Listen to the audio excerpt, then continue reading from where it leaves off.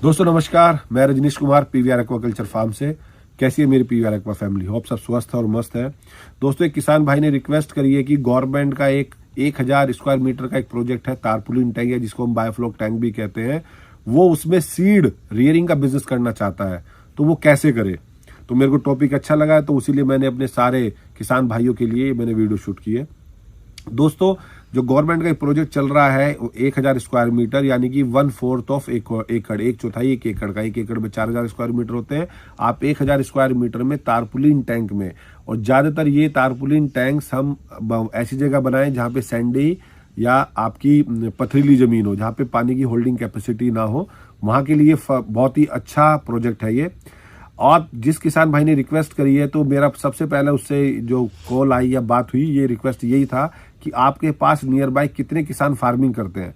दोस्तों सीड बनाना या seed nursery management करना बहुत अच्छा प्रोजेक्ट है, प्रॉफिट भी ज्यादा है, लेकिन सबसे बड़ा हर्डल उसमें यही है, अगर आपके पास नियर बाय फार्मर्स नहीं है तो आपका सीड कौन परचेज करेगा।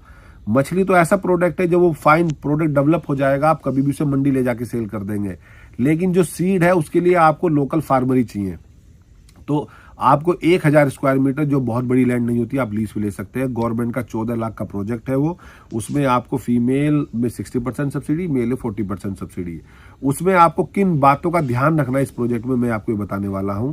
आप उसमें सबसे पहले जो तारपुलिन का आप जो लेयर, पन्नी की लेयर मतलब बिछाएंगे उसमें, उसका मिनिमम आपका 400-500 जीएसएम का आप उसे लें, उससे कम ना लें, क्योंकि वो इतनी विड्थ में जब आप किसी भी, चाहे रेक्टेंगुलर बनाए चाहे स्क्वायर बनाए, किसी भी शेप में 1000 स्क्वायर मीटर कवर करेंगे, तो उस विड्थ में मार्केट में तारपुलिन टैंक नहीं आती, वो हमें पेस्ट करनी पड़ती है एयरगन के माध्यम से।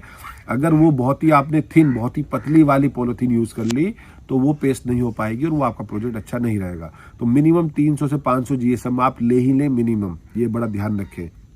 जहां पे भी आप उसको बनाए, आप पहले दिन ही ध्यान रखिए कि आपको वहां पे वाटर एक्सचेंज करना ही पड़ेगा, क्योंकि उसमें आपने एक लेयर बीच में डाल दी है और मट्टी में और मछली की पोट्टी के बीच में, तो वो वहां पे कहीं पे भी डिकम्पोज नहीं होने वाली है, ऑर्गेनिक मैन्योर कन्वर्ट नहीं होने वाली है। वो आपको पीरियोडिकली वो स्लज बनने से पहले वहां से रिमूव करनी पड़ेगी, तो वो वाटर एक्सचेंज करना पड़ेगा, उसको सक्शन पंप के माध्यम से बाहर निकालना पड़ेगा। तो ये सबसे पहले देखें कि वहां पे नियर बाय कोई एग्रीकल्चर फार्म है जहां पे हम उसे डाल दें तो एग्रीकल्चर फार्म की भी यील्ड बढ़ जाए। ये सबसे बड़ी एक्टिविटी आपको पहले ध्यान रखनी है। तीसरी सबसे बड़ी बात, आप स्टॉकिंग डेंसिटी पे बड़ा फोकस करें। मेरी स्टॉकिंग डेंसिटी पे बहुत सारी वीडियोस है, बट इस वीडियो में मैं आपको दोबारा शेयर कर देता हूं। जो भी आप ग्रो आउट, जो भी आप कल्चर करते हैं, उदाहरण के तौर पे कैटफिश में सबसे ज्यादा फंगास हम आजकल कर रहे हैं। अगर आप 1 एकड़ से बड़े सुकून से 20 टन प्रोडक्शन निकाल रहे हैं, तो आप उसी एरिया से कैटफिश के अगर सीड को रियर कर रहे हैं तो आप अप टू 10 टन जा सकते हैं विदाउट एनी टेंशन। तो ये बड़ा ध्यान रखें।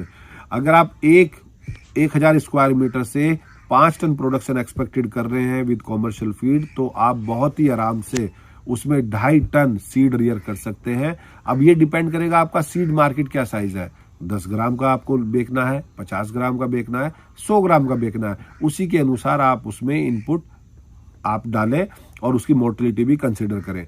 तो स्टॉकिंग मछली के केस में स्टॉकिंग डेंसिटी और वाटर वॉल्यूम का ही सबसे बड़ा रोल रहता है। आप कम स्टॉकिंग डेंसिटी करें, जब आपका सक्सेस हो धीरे धीरे स्टॉकिंग डेंसिटी इंक्रीज कराएं। रेगुलर उस वाटर में प्रोबायोटिक्स यूज करें, एरिएशन जरूर दें। तो मैं रिपीट कर देता हूं, तारपुलिन अच्छी क्वालिटी का लें आप, मार्केट सबसे पहले घूम लें आप, स्टॉकिंग डेंसिटी प्रॉपर करें, और जब आप सीड रियर कर रहे हैं तो उसे अच्छी क्वालिटी का फीड खिलाएं। उसका बेनिफिट क्या रहेगा कि जिसे भी आप फार्मर को फर्स्ट ईयर सेल करेंगे और उसका सर्वाइवल अच्छा आएगा, उसकी ग्रोथ अच्छी रहेगी, तो वो आपका एक परमानेंट कस्टमर कन्वर्ट हो जाएगा।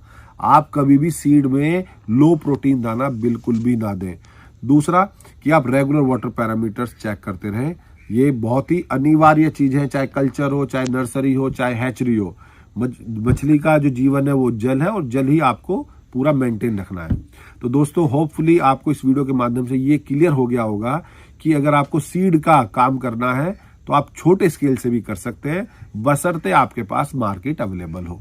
धन्यवाद। बने रहे पीवीआर एक्वा यूट्यूब चैनल पर और जानते रहे फिश फार्मिंग से रिलेटेड बातें। धन्यवाद।